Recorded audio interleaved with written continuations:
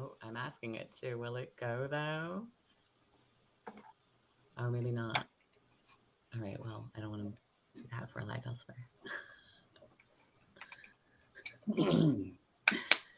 Good evening, everybody. Welcome to our virtual dinner party that LCCH is hosting in conjunction with Get Loud Louisiana for HIV is Not a Crime Day, International HIV is Not a Crime Day. We are so grateful that you are here sharing your time, your space, your energy, your heart, your dinner time with us when you could be doing anything else. And also, there are so many events nationwide that are happening right now to commemorate HIV is Not a Crime Day. Thank you for giving us your time and your energy here.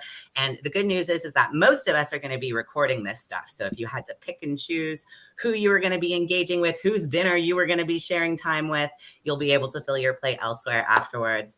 I promise I won't try to stretch this dinner party thing too thin, but here we are. So I just want to say thank you again for spending your time with us. And without further ado, I would really love to introduce my extraordinary panelists to you here today. I am going to start by introducing Mr. Morris Singletary. Diagnosed with HIV in 2006, Morris is a fearless HIV advocate, organizer, and public health professional with specific expertise in the area of HIV peer education, storytelling, social media, and public health in the Atlanta and Southern United States, and now here in New Orleans and Louisiana. We are so lucky. He uses his voice to educate and engage young Black men who have sex with men into HIV care. He is a social media pioneer and guru, using online techniques to educate and engage the masses on HIV-related topics. Welcome to Morris Singletary. Honey, is there anything we missed? I could read about your bio all night. Is there anything we missed? And also, if we were able to share physical space with each other, if we were able to be together, what would you bring to the table? What would you offer everybody if they would want to put it on their plate? Go for it. So, and I'm super honored to be around such amazing people. On my plate, I would bring to the dinner macaroni and cheese. Now, I'm also from the South. I'm from the South, SOUF. So we gotta have some sweet tea. So I'm gonna bring macaroni and cheese and sweet tea to our dinner so that we all can eat and drink really well. I will have a glass of that and a plate of that, please. That all sounds great. Thank you for that. And to move right along, I would love to introduce Miss Millicent Foster. I don't have as many words for Millicent, but y'all, I could also talk about Miss Millicent all day. Miss Millicent is the co-chair of Positive Women's Network, or PWN Louisiana chapter. She's a public speaker and advocate, a board member at the Baton Rouge AIDS Society, otherwise known as BRASS. And y'all, just so much more. I have been so grateful to know Miss Millicent for so many years doing this work in HIV advocacy in the state of Louisiana. Miss Millicent, is there anything else you'd like to add? And what would you put on our plate? What would you bring to our table? Oh, well, first let me say, hey, everybody that's joining in. Yes, a whole lot to add, but we're just going to leave it right there for now. And what I would bring to the table is some grilled shrimp. Ooh. And some 100 grands. Oh, I don't think I was ready for the shrimp. You said it, and I feel like I felt it. And I realized we were talking about doing this icebreaker before we started. And we realized we might be making y'all hungry. So we know that this is dinner time. If you want to grab a plate, get a little drink. It's the end of the day. We're talking about some heavy stuff, but we're here in liberation together. So please make sure you're taking care of your body. Do whatever you need to. And I want to introduce our next amazing panelist, William Duckworth. Hey, Will. Will has been a nurse for 20 years and works as the National Clinical Quality Consultant specializing in case management and quality management for people living with HIV throughout the state of Louisiana.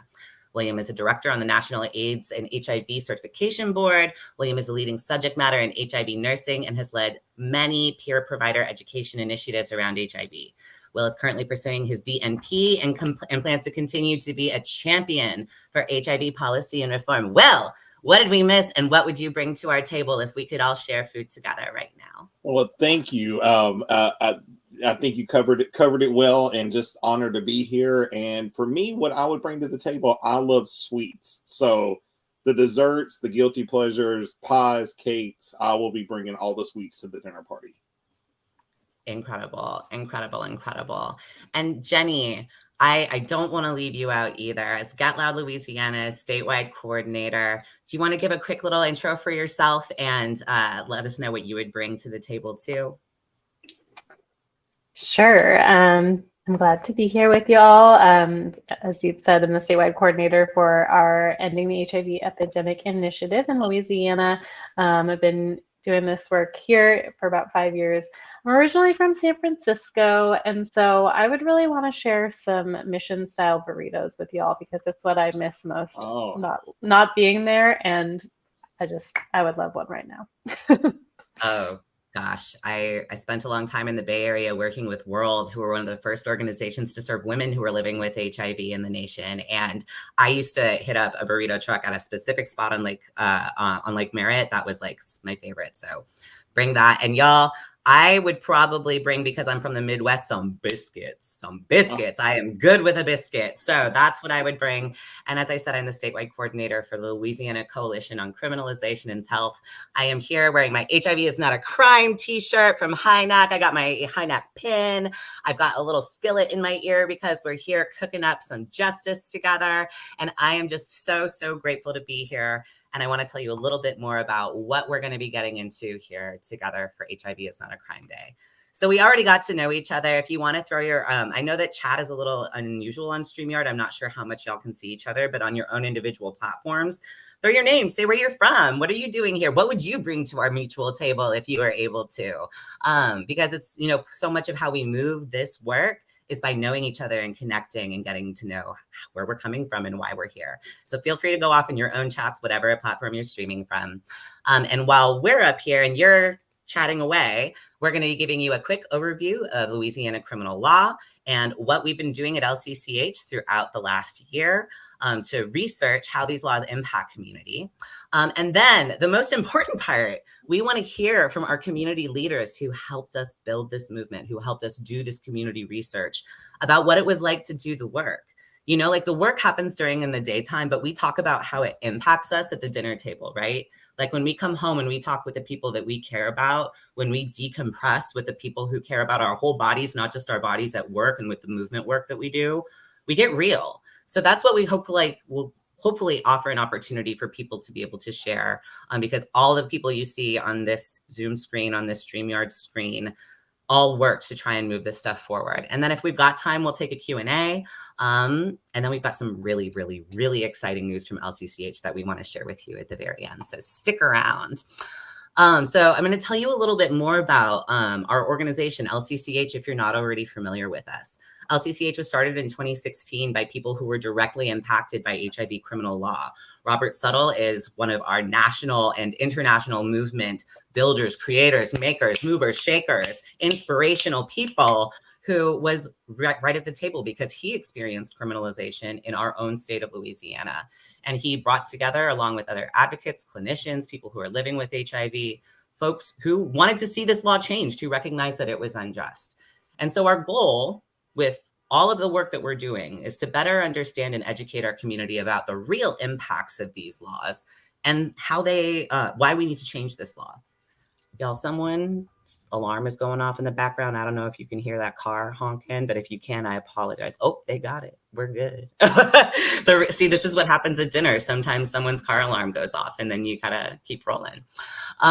So we're gonna start because we know that people are streaming in for us from all over the place. We don't want to assume that people know everything about HIV. So from a base level, we know that you can contract HIV primarily from sex without a condom with someone who has a detectable viral load and through sharing intravenous needles. Like that is really the thing that is like the most common way that people contract HIV. What we know is that you cannot contract HIV through biting, spitting, insect bite, toilet seats, kissing, sharing cutlery, touching. We know this and we've been knowing this.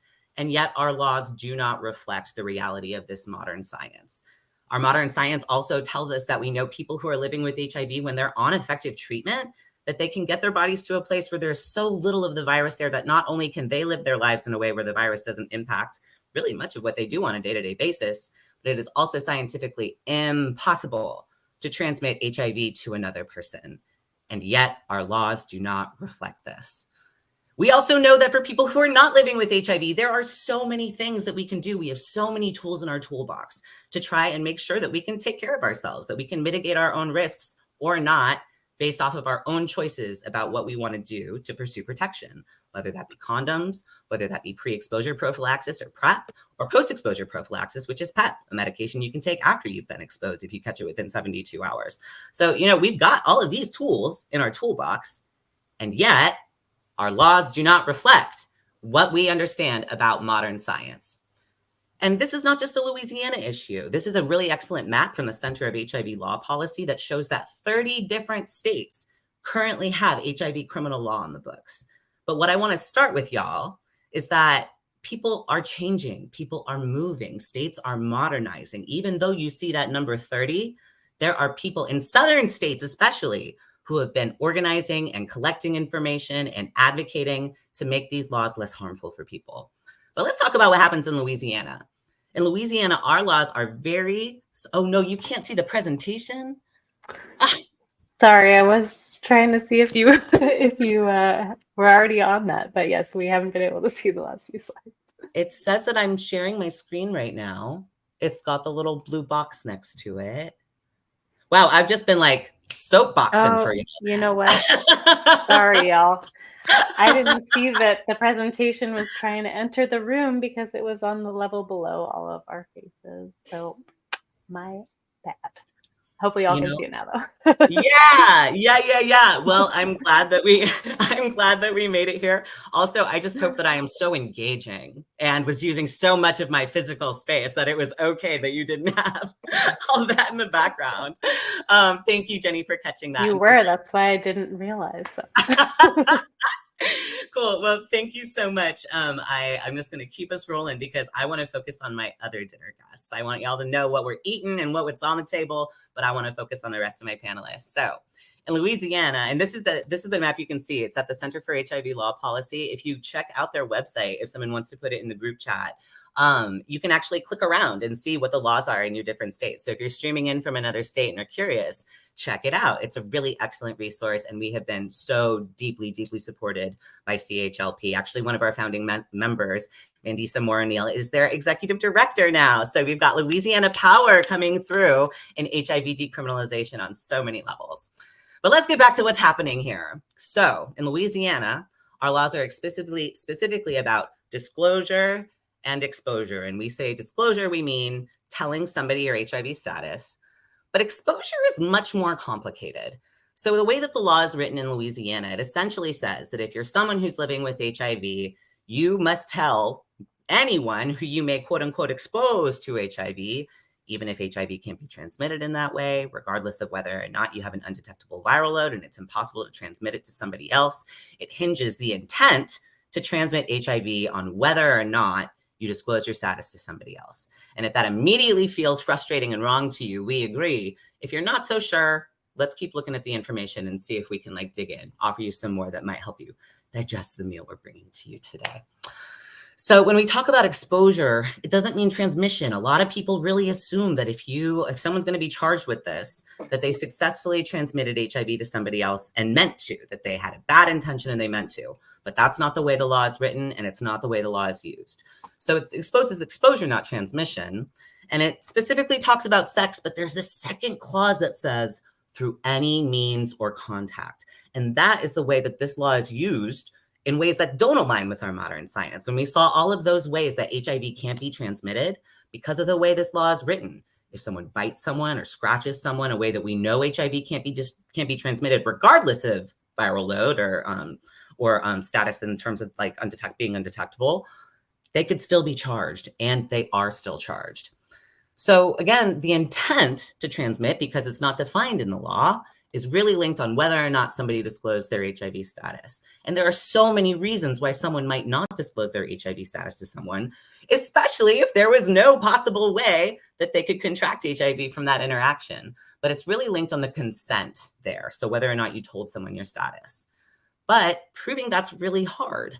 So even if you did it, even if you told somebody that, proving it becomes a he said, she said, they said, whomever said against whomever, kind of situation, which puts people who are living with HIV in this kind of impossible position. They disclose, there's a chance they could be criminalized. They don't disclose, there's a chance they could still be criminalized. They added in these affirmative defenses recently that said you could go to court and fight if you wanted to. Like, let's say that you didn't disclose your status, but you had a really good reason. Like, you didn't have sex with the person, or they were on PrEP, or you're undetectable, so it's impossible for you to transmit HIV. But even if you wanted to fight back, that would force you to go to court and publicly disclose your status. And we know that there are so many consequences for this in the world that it really puts people in a pretty tough position. I want to make sure, did my screen go away or can y'all still see it? It's gone. I think we lost Jenny. Yes. Okay. Hopefully she'll be able to get back in. Oh, here Yes, she is. Hey, Jenny. You okay? You're muted, Jenny. We're back. I'm sorry. I was there. I just was in the background and I didn't realize I hit something that took the slides away. So sorry for that glitch. I'm new to StreamYard, so thanks y'all for bearing with us. You're good. You're good. I'm going to keep us rolling. So even if you did decide, well, I'm still going to fight, that also means that you're going to trust that a jury and prosecutors are going to have updated understanding of HIV and that they're not going to carry all of the stigma that we know is rampant in the South. We know that there are a lot of negative opinions that people have about folks who are living with HIV. And so you'd be trusting that a jury would be following in line, going against all of that, which people don't really trust that they would. So also, unfortunately, there are additional charges if a law enforcement agent or an emergency responder charges somebody with these charges. 11% of all of the charges we're aware of in the state were filed by people who are already incarcerated. And when we know HIV can only really be transmitted through sex and intravenous needles, most commonly, an officer who is at true risk for exposure would be admitting some behavior that they probably wouldn't want to admit publicly. And yet these charges continue to be filed, again, largely for biting and spitting, which we know can't transmit HIV. And one of the harshest things about this is that we have really extreme penalties if someone is effectively charged with this.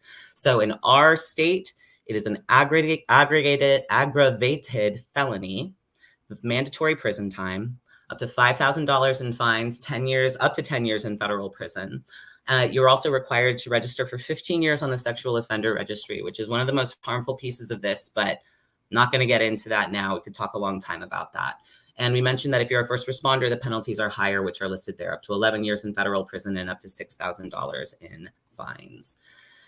So when we think about this really nasty portrait, when we think about this really harmful thing, I wonder who this law impacts.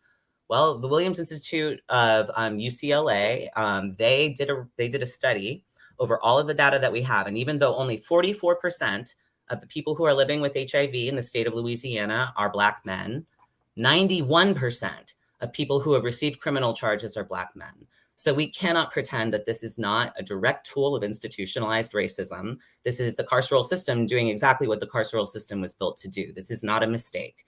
And this is why we are trying to fight back. So how are we doing that? How are we fighting back? We are trying to educate the legislature about modern HIV science so they understand where we're coming from.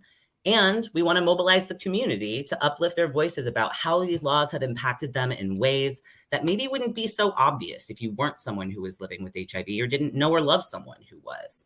So we decided to pass a study resolution with the help of Representative Amy Freeman and Mandy Landry. We successfully passed a study resolution in one of our most social justice aggressive sessions we have seen yet in Louisiana last session. So this is a big deal, y'all. The fact that we were able to move this forward to try and educate the legislature is an enormous step towards us potentially changing these laws. So what did we do? At LCCH, we knew we had the opportunity to actually talk to these legislators where they had to listen to us. So we wanted to make sure that we were uplifting the voices of people from throughout the entire state of Louisiana to do that. So we held focus groups in every single one of our public health regions, all those little stars up there you see. We came to you. We came to every part of the state. We cared about voices everywhere to hear what people thought about these laws and how they had impacted them. We partnered with local HIV service organizations, and we paid people to show up and talk about this because this is also inherently traumatic. And we feel like it's really important to pay people to recognize their lived expertise. And then hand in hand with that, we did 5 community education sessions where we partnered with allied social justice organizations who were primarily not working with HIV or like within the allied fields. And we gave them education and followed up with a public opinion survey to see how they felt about the law after they had a better understanding of it. And we are so, so proud that we co-facilitated each and every one of these events with a local leader who knew how these laws functioned locally, knew what their community had experienced in terms of policing, and was really able to take charge on how we think about HIV criminalization statewide. And you are seeing some of those leaders on this panel, which is why we are so glad to have them here today. We're also doing a really deep dive on data collection so that we can have a better idea of how this law actually impacts people, because right now we're actually not super sure, and we don't have great data. So I'm gonna maybe scoot through a little bit more. We had pretty good representation across the board of people. And what we found, I'm going to go over some quick statistics. These are the most impactful ones. 53.84% of people said that HIV criminalization law had severely or moderately impacted their willingness to start or stay in a romantic relationship. This is important when we think about people staying in domestic violence relationships where they might leave, but someone is threatening to use someone's HIV status against them coercively. Half of all of the 78 participants who we spoke to statewide said that they had avoided romantic relationships entirely for fear that these laws could negatively impact them. Half of all of the people who we spoke with. That's really impactful. I want people to sit with that for a moment. Close to half of all people said that these laws severely to moderately impacted their feelings about self-worth, that they impacted how they felt in their own bodies, even if these laws weren't being actively used against them or they weren't actively being charged. And about a third of people, a little over a third of people said that the result of this was that they felt like they couldn't really be open and honest with their medical providers for fear that if they were honest, that it could potentially be used against them legally. And this last number is perhaps the most important one that I'm going to leave us with before I stop sharing my screen so we can talk to our folks at the table. 70% of people felt like if they did have to go to court to fight for themselves, that they would not get a fair trial.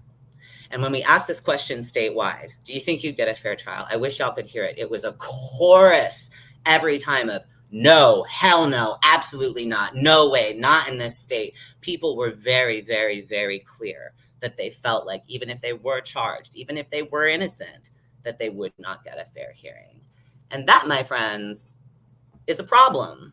It's a problem. And the people in this room really, really dedicated themselves to trying and ensure that we can fight back against this problem. So before I get started with my questions, my gosh, what a fast dinner.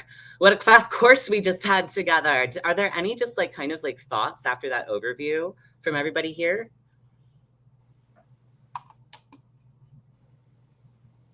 I know it's a lot. It takes me a moment to like come down after that too.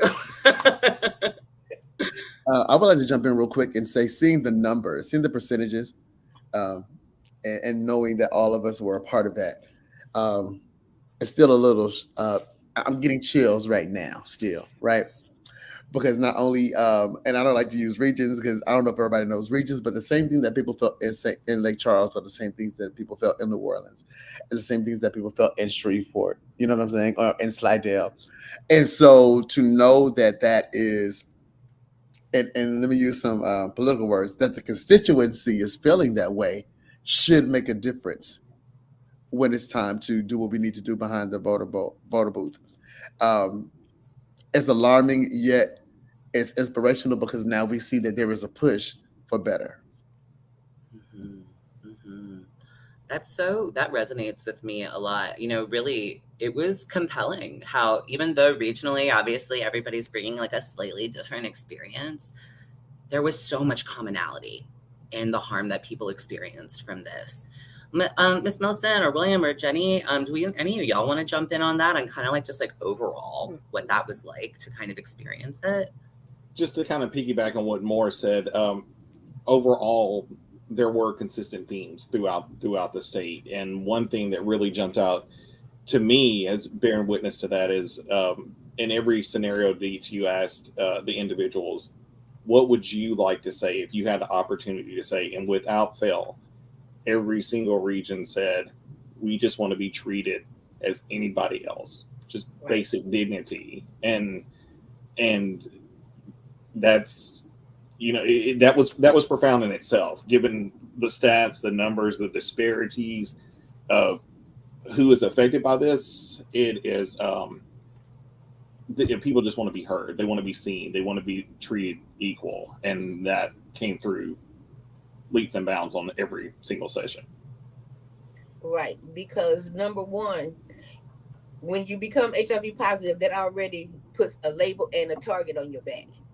And with these laws that they have out, it makes it really, really hard for a person living with HIV to live a healthy, productive life, because we already have so many strikes against us. And a lot of people don't know anything about these laws. I didn't know much about it. I heard about it, but I didn't know much about it until I met Deets, who introduced me to a whole lot of things and gave me a whole lot of knowledge that I did not have. So that's one of the reasons why I'm here. Yeah, I think that highlights that this knowledge feels so quietly passed so often, right? Like, most people aren't really given a clear understanding of what these laws mean and what they don't mean. Like I worked in the field, I've worked in direct service in HIV since 2011 as a patient navigator. So like really, really, really engaged with my clients who I'm supporting. And I didn't know about this law until I was like 5 years into my career. Like it was something that like it was mentioned, right? Like you should be like, oh yes, also there are laws that say that you must disclose your status to somebody else. But that was the extent that I understood the law until I found out about LCCH and the first attempt at modernization happened. So like, even though, like, I mean, everywhere we went in the state, when we asked people, how many folks in this room are familiar with HIV criminal law? Someone might have been like, kind of know. So, so much of this information when we're educating people is brand new. And I'm curious what that felt like for y'all as people who are, a part of community with lived experience, kind of witnessing people carry that for the first time. Like really like have it sink in, because like we started all of our focus groups with education because we wanted to make sure that everybody knew what we were talking about before we started asking them, how it impacted them. And for so many people, they had no idea the breadth of what we just kind of very quickly went through. What was that like for y'all as facilitators and as members of community to witness what that impact, the realization of that was like in those rooms when we were together? Oh, wow. It was emotional, because there were so many different emotions in the room. There was anger, there was shock, and I think the biggest part of it, especially for myself, is the fact that, like I said, I already have a target on my back because I'm HIV positive. And now you've put an even bigger target on my back by labeling me a sex offender. And my question was, why am I a sex offender? Because I'm living with HIV. Make it make sense. For me, it was the heaviness of the turn of the consequences, rather, right? How heavy it was. If I had $6,000, I'd give it to you now to get rid of HIV. So what makes you think that I'm going to give you $6,000 and I can't get rid of it and I'm still going to be paying? Like, make that make sense. I ain't got $6,000, and I mean ain't. The other part was realizing here, looking at the faces when we mentioned how long you could get in jail. That was heavy, especially when you look at the stat that says how many people are from jail are doing are saying that they putting this out. I can't get the words out, right? But so you mean to tell me I'm gonna go to jail and then while I'm in jail I can get caught again? Come on, make that make sense. And so those two things, when I looked at, and specifically when I had the opportunity to look at males, that was the thing, right? Mm-hmm. Yeah, I think that's something that people don't really, that was one of the pieces that I experienced as like we would talk about how many people had been charged while they were incarcerated. People were really like, wait, what? Because for people who are less familiar with like how folks who are living with HIV have an actual right to be treated when they're incarcerated, it is the responsibility of the state to ensure that anybody with any health condition has access to the medications that they need while they are being detained. And so it is the responsibility of the state to ensure that people who are living with HIV have access to their medications. And we know our meds are good enough that if you're going to be essentially in the same spot for a month, your viral load should get to a point where it is very close to undetectable. And by the end of 2 months, it should absolutely be undetectable if they are doing their job right. So if they're doing their job right to ensure that you get to stay healthy, and it's impossible to transmit HIV to somebody else, and we know that they are very likely not engaging in activities that are actually posing a risk of HIV exposure. That's that double whammy we were talking about, right? Like people, you can't do right. You can't do right behind this law, especially if you're incarcerated. It's really extraordinary. There's all kinds of things that came up in in talking with community about like the impacts that they felt that were like really obviously like kind of frustrating. I'm wondering if there's anything that stuck out to any of y'all. And I realized I didn't really explain to our viewers kind of how people fit into this. So maybe I'm going to pause for a moment and offer a little bit more. That Morris was one of our co-facilitators for one of our focus groups, Snap to NOLA Power, and gratitude to Morris for all of that. Millicent not only participated in one of our focus groups, but also helped co-facilitate one of our community education sessions. So big snaps to Miss Millicent for that, for showing up. And Jenny and Will listened to all of the focus groups. We recorded all of the focus groups so that we could pull out themes. We are right now working on a report that we cannot wait to bring to y'all when it is ready. That kind of pulls all of the things we're talking about together right now. But they listened to all of it. So like other than me, who is at every single one of them, they've really heard more voices from people regionally than anyone else would have the opportunity to. So they've got a really unique perspective as like kind of the positions that they hold. So that kind of gives you a background in how everyone kind of plugs into the work we've been doing over the last quarter. So from everybody's, I'm going to say my question again, now that we all know who's at the table a little bit better. What were some things that jumped out to you that maybe surprised you? Things that you didn't expect somebody else to say or somebody else to bring up, or an attitude that someone might have held that was shocking. Curious if y'all want to share into that. Well, for me, I talked to a few ladies in our chapter who are negative, and they were shocked. They were amazed, they were in awe, and a couple of them made a comment about, I have children and I have my children getting tested on a regular basis, especially because they're sexually active. Now, because of these laws, I don't know if I wouldn't get tested because I don't know if I want them to know their status, because I don't want to see them go into jail. And it's crazy. It was really, really crazy, but it makes a point, and when I did the co-facilitation, oh man, you guys, that was awesome. I was so nervous when I walked in the room because if I'm not mistaken, I was the only positive person in the room.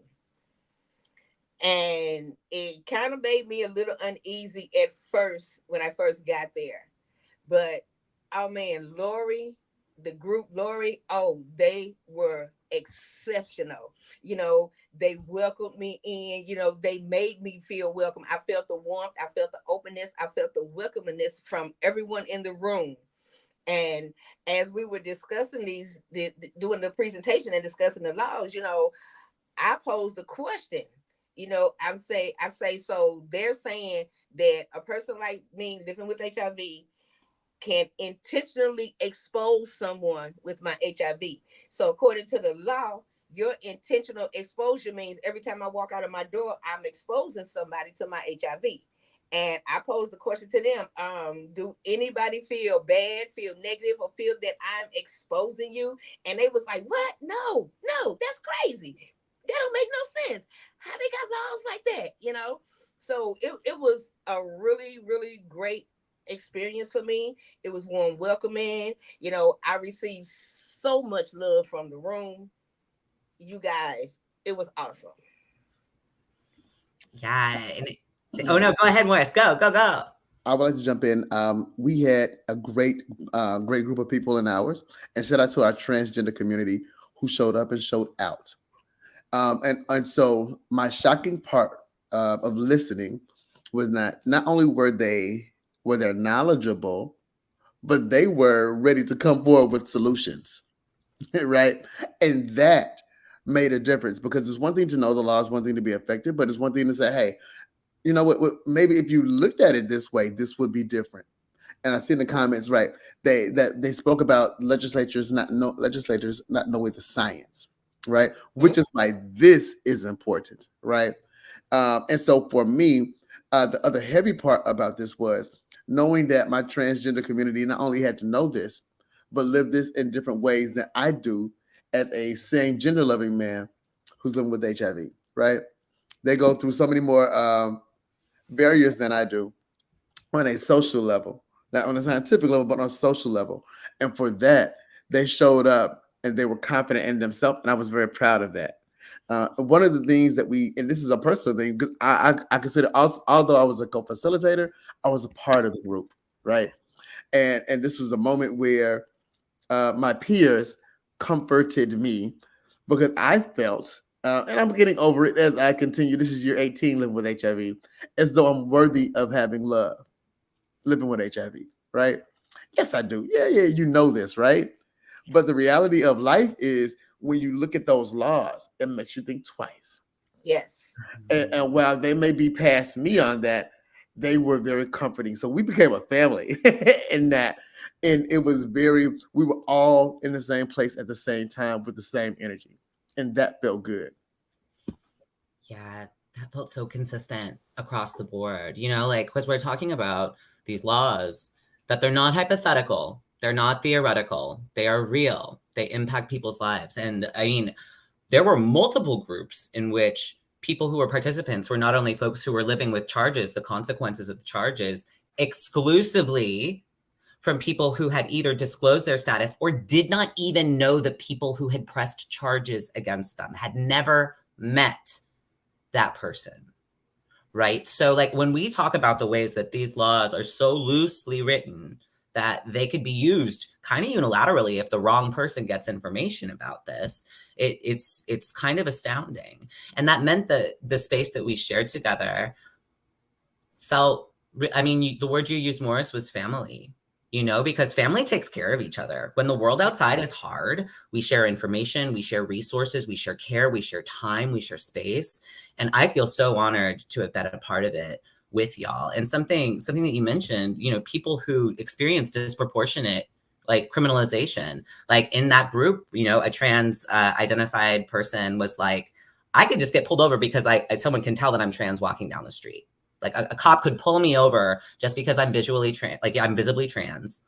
And then if they find this out, they could make up any line of anything saying I had exposed them to HIV, especially if they assume I am a sex worker, or if I am a sex worker, but wasn't soliciting you at the moment, officer. So, there's all of these ways that it works against public health, because people who may also wish to protect themselves by being on PrEP, but you need to be tested all the time to be on PrEP, might not even want to use a prevention tool. So that ties in what Miss Millicent said about people feeling uncomfortable to get tested, and how this works against us from all angles, not just people who are living with HIV, especially folks who with lived experience, but also the entire community.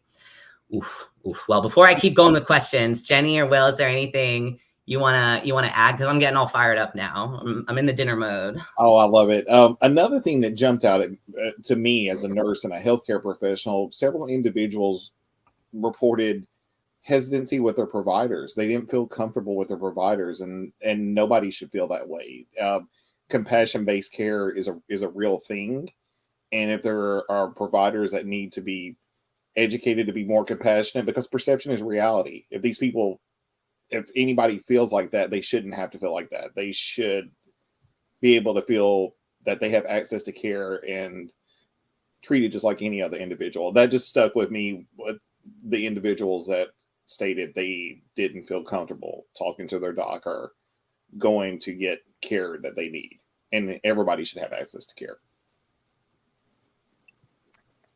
Yeah, building on that, I think just even though I've heard these stories so many times, it's still always a little shocking when someone shares like a really negative experience with a healthcare provider. And there were certainly a few that came up where it's just like these people who one should know so much about how they may be at and then they say these things that it's clear that one, they don't know, and they don't care about the person that's in front of them when they're just, unnecessarily Just sharing their living, status just or making them feel, less than. And that was something that Mhm. came up a lot too, is just the impact on people's um, self-worth. And it's unfortunate how common that feeling is throughout all of these conversations.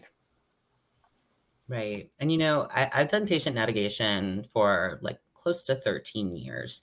And accessing healthcare is hard no matter who you are. Like, no matter what is going on, our healthcare systems don't make it easy for us to take care of our bodies. So when you have all of these compounding things, every new layer makes it harder and harder and harder for people to even want to show up in the first place. And this is something that, while it's complex to change, it's something that it's a tool that we can actually touch. When we think about stigma, there's no one thing that we can do to address stigma, but this is one thing we can do to address stigma. This is one thing we can very directly do that is recognized statewide, nationally, internationally. This is in alignment with all reputable public health institutions. So, one of the questions in the chat was like, what are we doing to address this? And I want to uplift that these focus groups, the whole point of them was to bring the voices of people who are living with HIV to our legislators' ears, directly to their ears, so that they could hear and see those statistics we went through earlier in the presentation about the real impacts. Because the first thing many people think is, oh, it can't be that bad. Like, oh, it can't be that serious. But I've had the privilege of, talking about these laws with many, many people, and almost never, when we get to the end, some people, maybe they might be a little bit on the edge, but most people are like, this has got to change. This has got to change. And I'm curious what that has been like. Oh no, did we lose Miss Millicent? Oh, I hope she comes back to us. Oh, here she is. Hey, Miss Millicent.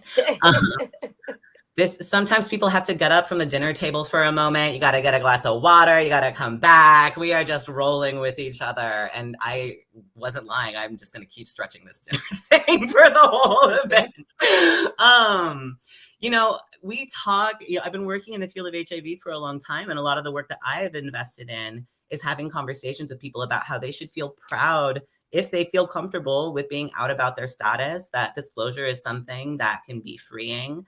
And these laws challenge that directly. I'm really curious and specific, both Morris and Miss Millicent, but Morris, I know you do work specifically around supporting people with disclosure. I'm wondering how these laws complicate that and how you negotiate those conversations with people when we want folks to be able to be, to whatever level they feel comfortable, out about their status, but knowing that there are these consequences. How do those conversations look like in the day-to-day work? Thank you so much for that question. I'm your contestant number 5. So I use myself as an example first. There's nothing like an example, because it's easy to talk and say what someone should do, and then it's different when you say, "Let me tell you what I do," right? And so I go from the point where I talk about how nervous I am, right? I'd rather meet someone because they like my glasses, they like my sweater, I have on cute shoes, maybe. But if you like all of those and we do find each other sexually attractive, I'm gonna tell you that one of my favorite colors are orange, but not orange jumpsuits. And because of that, I need to tell you something, and I'm gonna let you move how you need to move. I'm HIV positive. And I let it go, right? That's if we're meeting face to face. It's a little easier sometimes when I'm online, or if I'm on an app and somebody's 0.05 miles away. Okay? Right? I put it in my profile, but I also make sure if a sexual talk begins, hey, did you see my profile? I am this, right? And I also have the opportunity to to host different kind of interventions. And I say to people, hey, there's something we all need to talk about. How many? And then I go back to the jumpsuit thing, right? You may like jumpsuits, but not orange with Chanel chains on them. That's what we call cups. I don't want to wear Chanel chains, right? And so I try to make it light because it is heavy. And then I show what I do so that can move forward. It's still never easy. Yeah. It's still never easy. I smile about it because hopefully my smile will lessen the blow. Right. Mm-hmm. Right?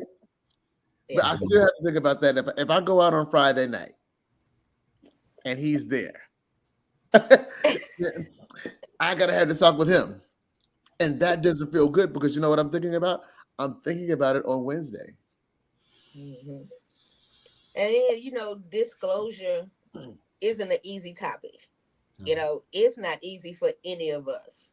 You know, so when it comes to disclosing, it's more like picking your battles. You know, for me,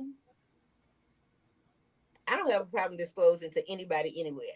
That's just the place that I'm in right here, right now. You know, there's that disclose in certain groups, certain settings, you know, and I just have this thing, you know, where they start asking me, well, I heard this and so told me that, you know, I come back with like, Google me, baby. Google me. It's going to tell you everything you need to know. Yeah. You know, so, Yeah. you know, but I just, you know, I basically let them know, you know, disclosure is something that you have to do within your own comfort and your own space, you know, and with these laws now, it's really going to make it really, really hard for others to disclose, especially someone who is not as public and as open as I am. It's going to make it even harder for people to disclose, you know, so until we get this changed and passed, it's going to be a lot of more people criminalized because of their status, because we have ignorant people and we live in a cruel, rotten world. Right. And those consequences are real. Like, you know, I am here for every powerful advocate who can stand in their truth. And we know that standing in truth has real consequences for some people, right? You know, like, and not only like internally, but maybe functionally, like people's housing may be complicated. Like something might happen at work. Like that was something that came up often, was that even without an awareness that these laws could potentially be used against them, people shared a lot of stories about how disclosing in workplace or having their status outed, you know, when someone else outs your status and you're not the one who's consenting to it, somebody else is spreading information around about you, you know, like that these things have real consequences in people's lives. It's like they're playing Monopoly with our lives. Go to jail. Do not pass go. Do not collect $200. Go directly to jail. And also when individuals are wrongly labeled as sex offenders as a result of this, that causes financial implications and unnecessary implications because it could never happen. Right. Yeah, because they're not thinking about the fact that people have families. You know, so you labeled me a sex offender. I can't see my children. I can't see my grandchildren. I can't be around my nieces and nephews. That's a bunch of bull. Right.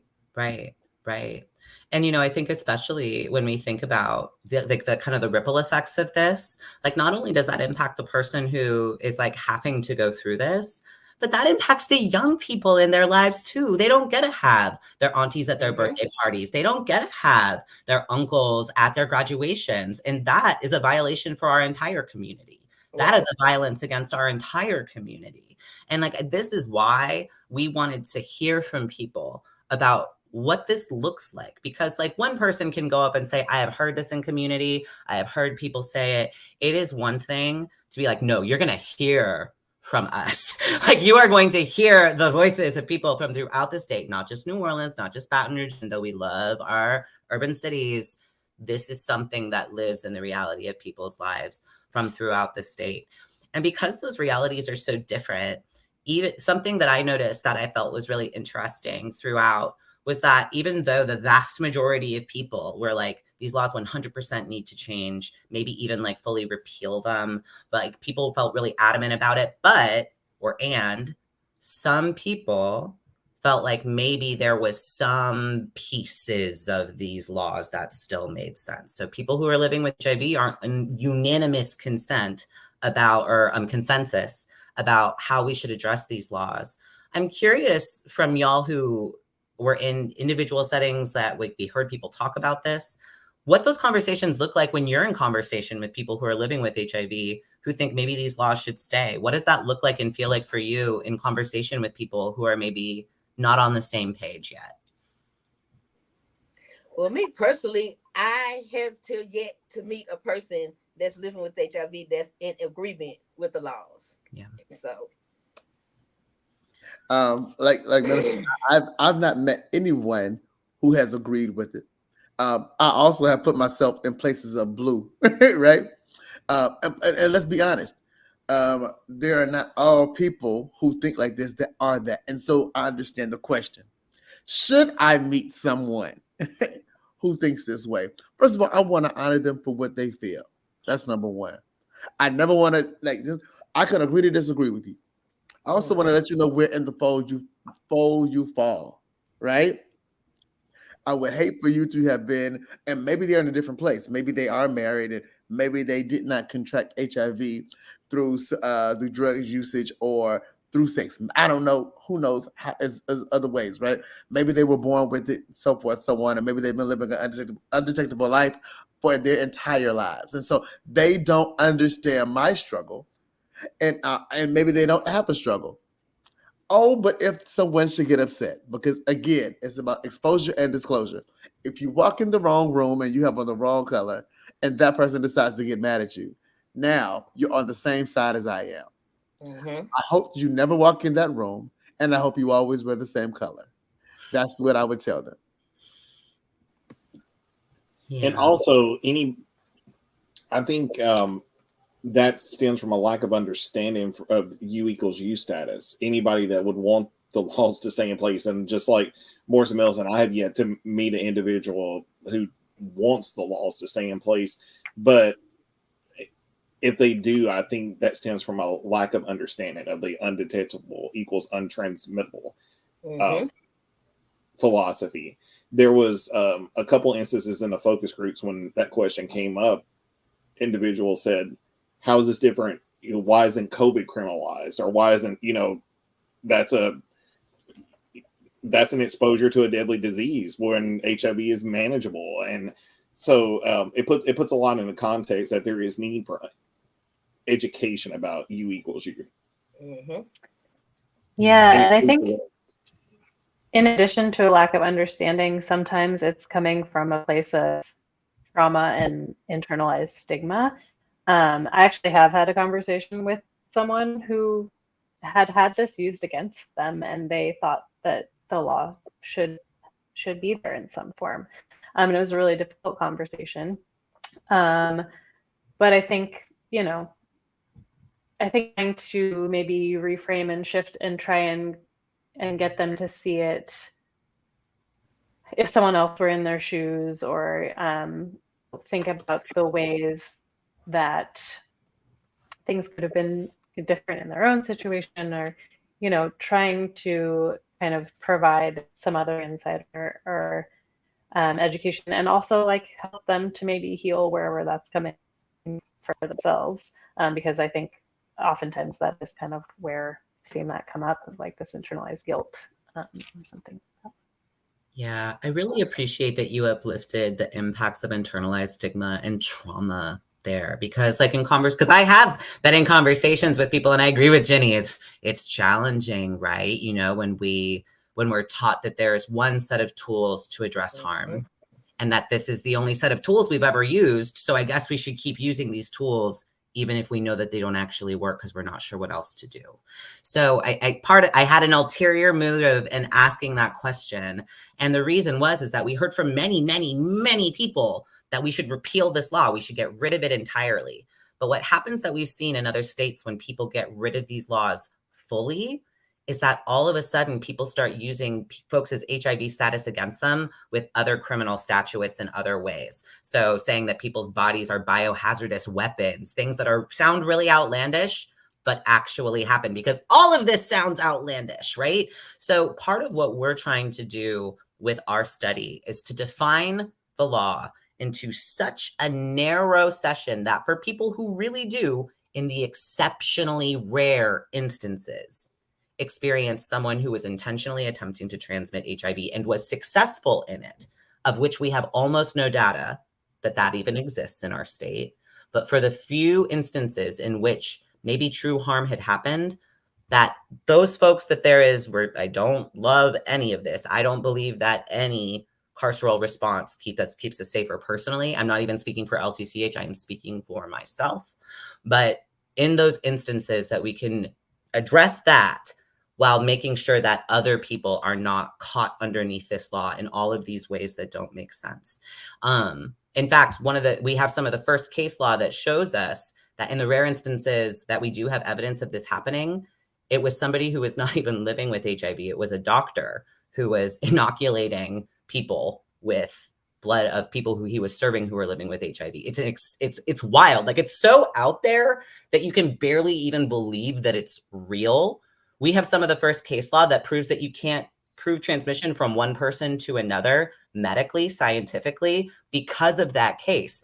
When I tell y'all that, like, so much of how we move through HIV decrim nationally really does have its roots here in Louisiana, it's kind of extraordinary. So I just wanted to take that opportunity to explain to people, because I think some folks might be like, well, why isn't it just full repeal? Why don't you just get rid of it? Why don't you just throw it out the window? But there are very real reasons why we're strategically rewriting this law in the way that we are, because we're learning from our national community, because we are tapped in with other advocates who are going through trial and error in their own spaces, trying to figure out what makes sense. How do we do this so that we can protect the most amount of people until we figure out a better way to address harm in general in our community. So thanks for letting me sneak that one in there so that we can also talk about our strategy. I want to shift a little bit to Jenny and Will, who I mentioned had listened to all of them. Between the two of them, they're, other than me, the only person who is present or heard the voices of people from throughout the whole state. And I'm wondering if there's anything that you heard that shifted or reinforced what you feel like good allyship looks like in this movement. Because, you know, so often the labor of shifting and changing things falls only on the shoulders of the people who are directly impacted. And we know that we can't move that way. We need allies too. So what did listening to this make you feel in terms of like allyship and how people can show up better in the movement? Well, one thing that stood out to me was this reoccurring theme of isolation.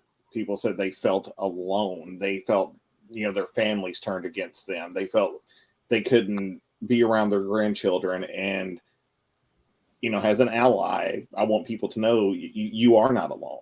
We're here because we want to lift up those voices, and nobody should feel isolated under any circumstance. Yeah. Jenny, you got to add? Yeah. You know, I think for me, and something that we have tried to do throughout this process with Get Loud Louisiana too, is like making sure that we are first and foremost lifting up the voices of people who have that lived experience. As you all know, I'm always the first to be like, I don't need to be on this thing. I don't need to have my voice in the room necessarily. But sometimes, and for good reason, there are people who are experiencing, especially criminalization, or aren't, for fear of criminalization, can't maybe share their status publicly in the way they might want to be able to know these stories that we're getting through the focus groups and through conversations we have with folks around the state, you know, with permission and not giving away any details, obviously, but making sure that people understand the like real truth of what this law is doing to people.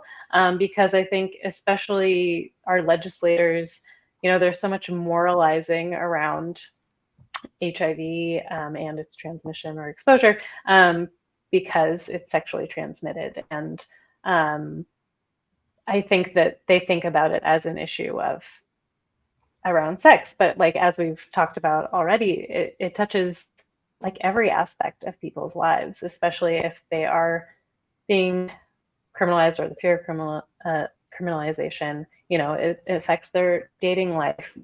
So many people talked about not only isolation, but just giving up on dating altogether.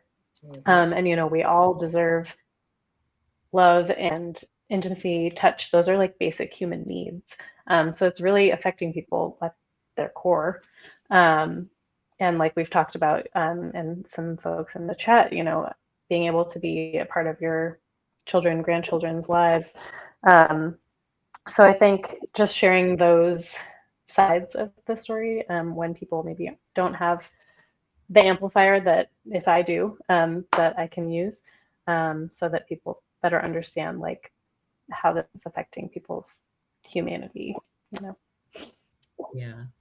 And I think like so often with allyship, people really sometimes people listen differently, and I'm not saying this is right, but sometimes people listen differently when they're hearing something from a different source. Like, I'll use my trans identity as a proxy. When I'm talking to somebody else, a cisgender person, about trans rights, they're going to be engaging with me on a slightly different footing, right? Especially if they're not all of the way brought in yet. But someone who that person knows, who they trust, who might bring up that kind of an issue, they might hear it different. So allies who are in this space, don't sleep on your responsibility or your power, because like we need all of us to be talking about this. We need everybody to be talking about this, because like Jenny uplifted from the chat, even when people aren't charged, these laws have extraordinary impacts, or even just the ethos behind the laws get exercised in all of these different ways. Like for all of the years that I worked in direct service, I don't think, to the best of my knowledge, I ever knew somebody who actually had a charge with the folks I was working with. But when I would have conversations about criminalization, once LCCH opened my ears to how intensely bad these laws were, and I would talk to people about it, all of these other things that we're talking about here started bubbling up. All of these things that had nothing to do with the courtroom might somewhere in the future, maybe could, in a worst case scenario, have something to do with a courtroom, but really impacted people's worth and sense of well-being and feeling about their rights to relationship and pleasure, like in all of these other ways. So all of the people you see in this room have been working to try and ensure that we can change that, because we all deserve pleasure. We all deserve satisfaction. And according to the American Disabilities Act, we all deserve sex if we want it. So we have backup from about as high up as you can come in terms of protecting our rights, saying that this is a protected part of human nature if it's something that you want. So kind of coming back to that, we go through a lot of bad. Like there's like so many pieces of this law where it's like, I forget if you said it, Morris. One of the facilitators was like, "There's no good news here. Like this is just bad news across the board. Like it all sucks."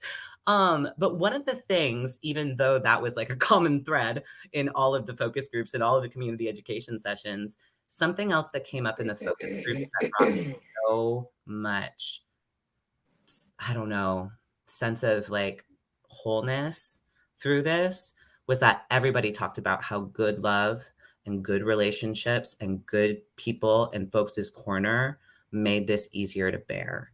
And I'm wondering if there's something, if people want to like share their own personal experiences about what their own experiences with that have looked like, or what hearing it from other people, like how that impacted you.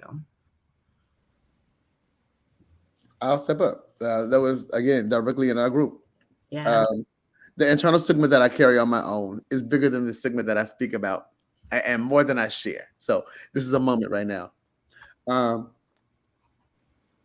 It's still hard to think that I am my grandmother's only grandboy, my father's only son, and my mother's only child, right? And it's not a problem of being LGBTQ. It's a problem that I'm living with HIV, because I'd always heard you would be the person that spreads the family's name.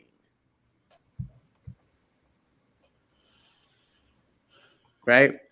And so not only getting HIV was that, but then to know that there was a crime on top of it, then how was I supposed to do what my mission was? Fail. I need to abort. And for a moment, it was a moment for me where I couldn't stop. The sweat from my eyes would not stop coming down. And the people who I was there to help facilitate with became my facilitators. And so in that moment, community became bigger than what we were doing. It was what we were speaking to. It was what we were doing. Yeah. Y'all, thank you, Morris. It was. I don't think people get it. Like, unless you're in these rooms, I don't think people get it. Like it's. Mm-mm. It was so beautiful for. I don't know if I believe in silver linings with this law, honestly, but we were there. It was a reality. We were there. Like And everybody in our group came over to me. Not one yes. person did not come over, right? And so, Millicent, when you said you were the only one, and to like, I salute you, because to me, your room may have been harder in the beginning, but and then when you said, "Have I exposed y'all? Do y'all feel right?" And that love, when the community is not what we speak to, but become who we are and what we're doing. When community becomes a verb, I think that's what I want to say. When community becomes a verb, Yeah. is when things change. And I Mhm. think we are becoming a verb slowly but surely as we get this information, right? But it's important that we get this information so that we learn how to verb community and not noun community. Mhm. Yeah. And then you also have to think about the impact that it have on those who are living with HIV and are already afraid to date.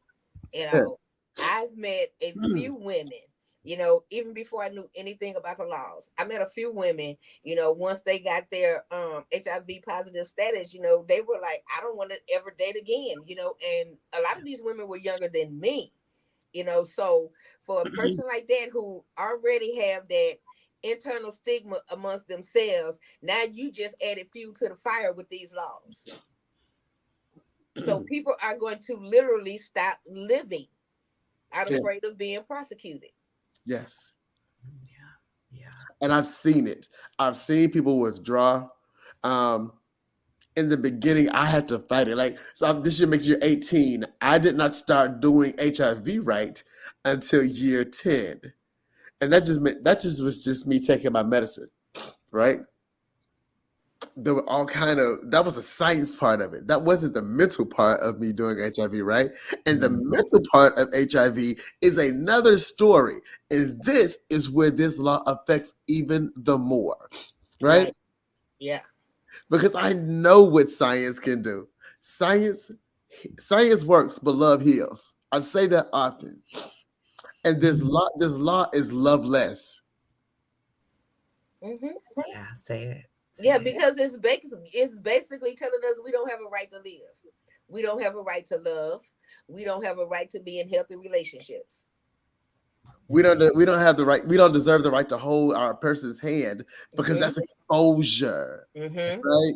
We don't have a right to walk outside our door and walk into a public space because we're intentionally exposing somebody to our HIV.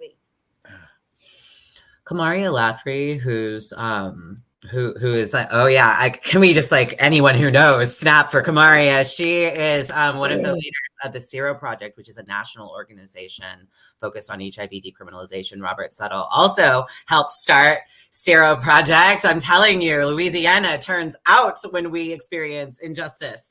But Kamaria once said, when I was first starting to like really get into this work and like a webinar similar to this, she's like, as a Black woman living with HIV, I can't do anything right. I could do literally everything right. I could take my medications as I'm supposed to take my medications. I can go to my doctor's office. I can tell everybody my status. I can be the proud mother that I am. But these laws mean that anybody could turn this against me. Like, what can I do? And that impacted me in a way. I've told Kamaria, I've hugged her about it. like and this is like the reality and this is the gravity. And I think to bringing it back to like the love that y'all shared, like this is how we move the movement because we love each other better than these laws could ever dream to love us. And I'm wondering if from the audience, if Anne started High Neck Day, right? Yeah. So this day that we are commemorating today is from the Zero Project, and it is now international. It is not just national. She made it international. So this is our power, and I would love to see if there are any questions from the audience to ask our incredible panelists. Wow, we have gone over a lot. Is there anything that we can answer from the chat. Please go off. Please go off. And if anyone wants to share something, just like while we're like vibing and waiting on people, to put anything in the chat, go for it. Because wow, this has been an emotional dinner party. Usually they so often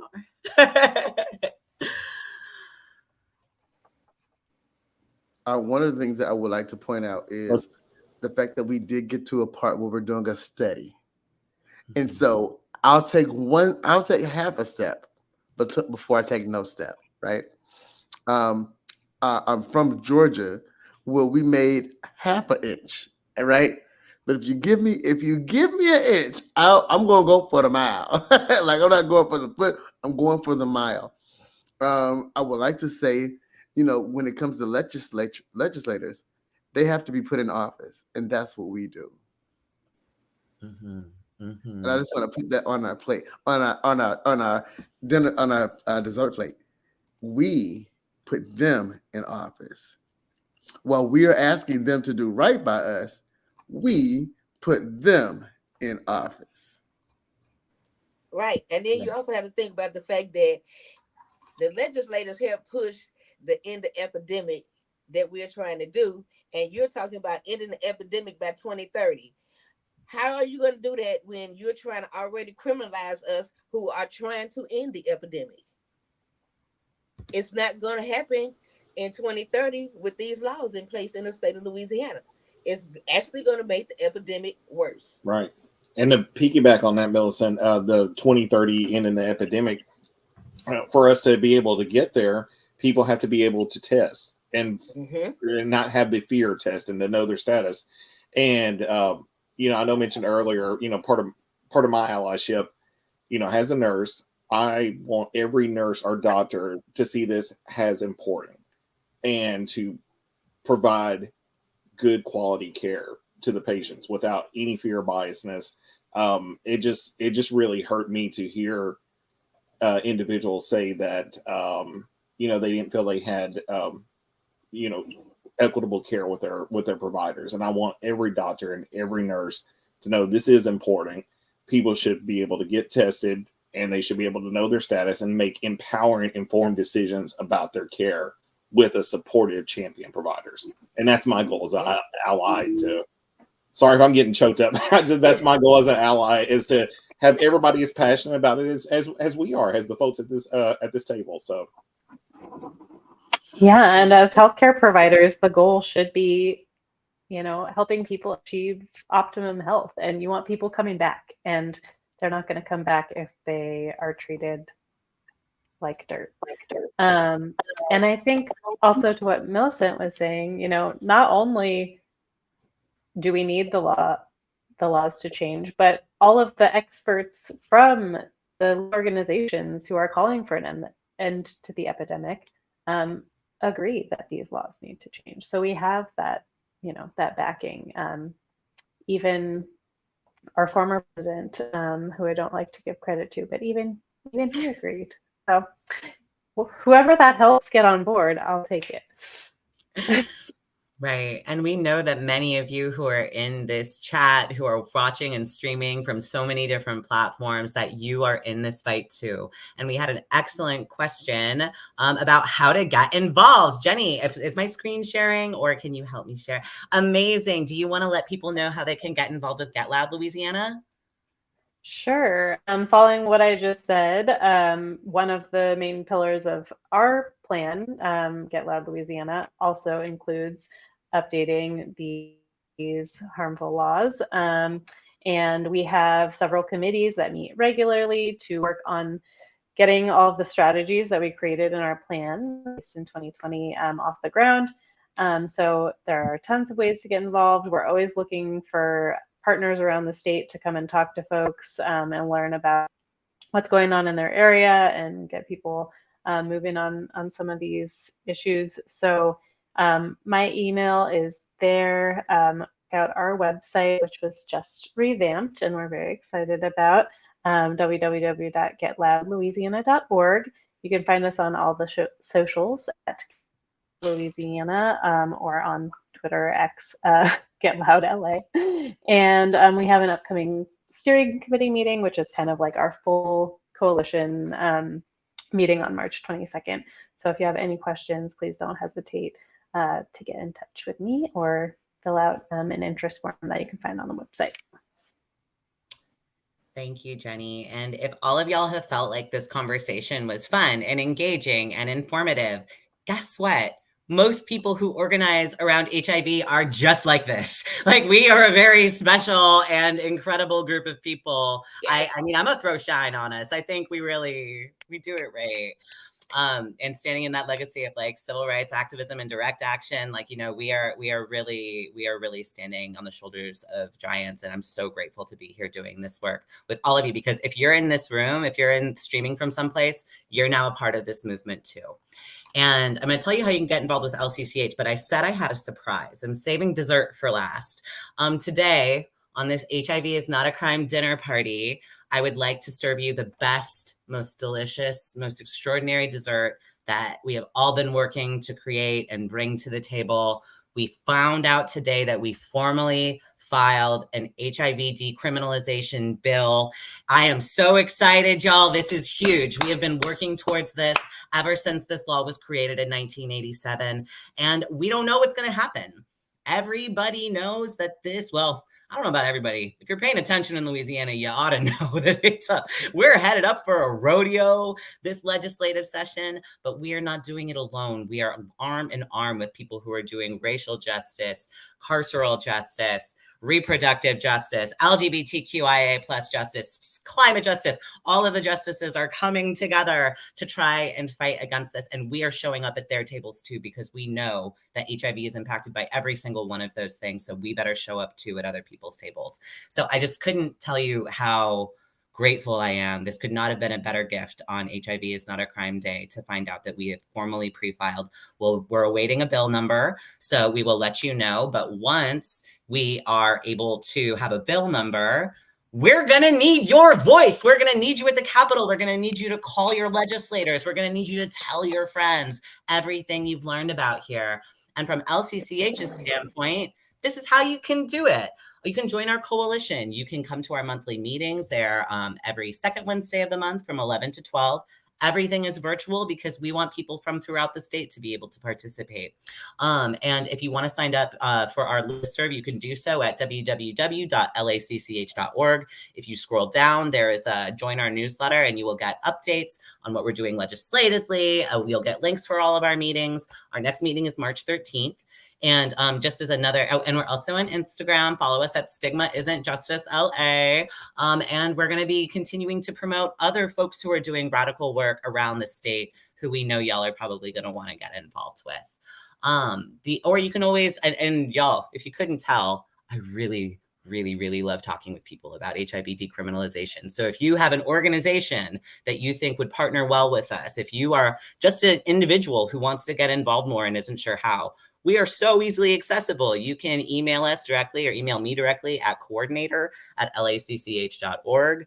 And I'd love to talk to you about how we can partner, because we need you. We need you. We need you. And I am so grateful to have spent this time with us. I know we're not right at 7:30, but I think we're close enough. Does anyone want to offer anything else before we let people go and go out into the world, let this dinner party come to a close? I would just love to say a huge thank you to everybody in this room. Dietz has been running around the state, just like getting it done. And I don't think people understand like quite how much Dietz has done to get this study done and to educate people around in every region about this law. So thank you. And thank you to everyone that has participated in the focus groups. Like, listening to them, people were just so vulnerable and open. And I know that that is not easy. And so I just so appreciate everyone who's participated and our lovely facilitators who've joined in, like Morris and Nelson and so many others.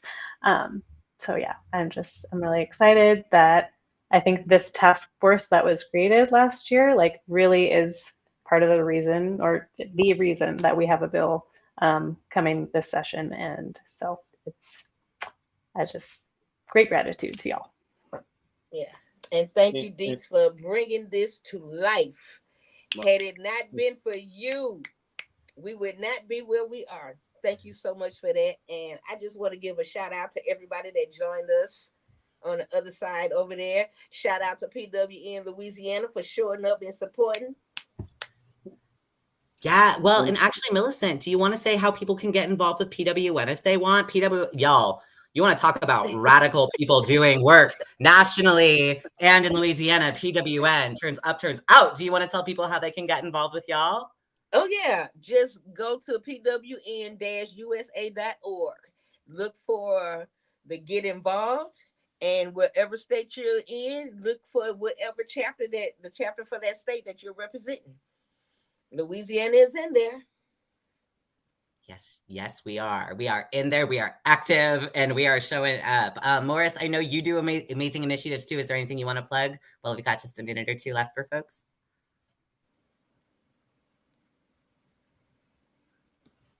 Oh, did we lose Morris? I think. Oh, hey, we got you back. Just in time to offer a little aperitif after dinner. Anything you want to promote or anything you want to plug while we have a few time and people are still with us? So yes, there are initiatives that I am doing around the New Orleans area, around our parishes. Friends with the Benefits. That's one of the things that we have. In Friends with Benefits, we talk about HIV criminalization and decriminalization. So if you see a Friends with Benefits, I think we have one called Black Flower coming up. That's for women. And then we have our Unicorn Edition, which is for our transgender community. Please look forward to that. It will be happening at Crescent Care in the months of March and April. So the two that we have coming up, Friends with Benefits for our, that's called Black Flower. That's women of color. And then we have our Unicorn Edition, that's our transgender community. We will be talking about HIV criminalization. And with the great news that we got today, hopefully we not only will be telling you about it, but how to move the movement. Yes. Mm-hmm. Mobilize. And to that, I will use my last few moments to say, if you specifically know of any organizations in the Homa area, the Alexandria area, the Monroe area, and oh no, am I forgetting the last area that no, that's it. Those are the last three regions that we're still trying to partner with a social justice related organization who might want to link up with us. And we'll be able to even offer them a little bit of money for helping us spread the word. So if you know of anybody who's doing good work, again, please contact us at coordinator@lacch.org. And with that, I'm going to just say thank you to everybody one more time. And I'm just this is nerdy, but I'm going to say it because I'm feeling fired up for y'all. I'm going to go off mute. I'm going to go on mute in a second, but I'm going to count down to 3. And I want everyone to just yell wherever they are, or say it inside if you can't do it someplace else. If you're someplace public, I understand. But I just want us to yell, HIV is not a crime. Today is HIV is not a crime day. Our voices matter. Our powers matter. I'm going to count down 3, 2, 1, and I'm going to put myself on mute and I'm going to scream it. My neighbors are going to hear it and I don't care. All right. So I'm going to say 3, 2, 1. HIV is not a crime. Ooh, I just turned my camera off. I got so excited. All right, my friends. And with that, I will let you go. Everyone be well, be safe. We care about you. We want to see you around. Take care. Have a good night. Bye. Right.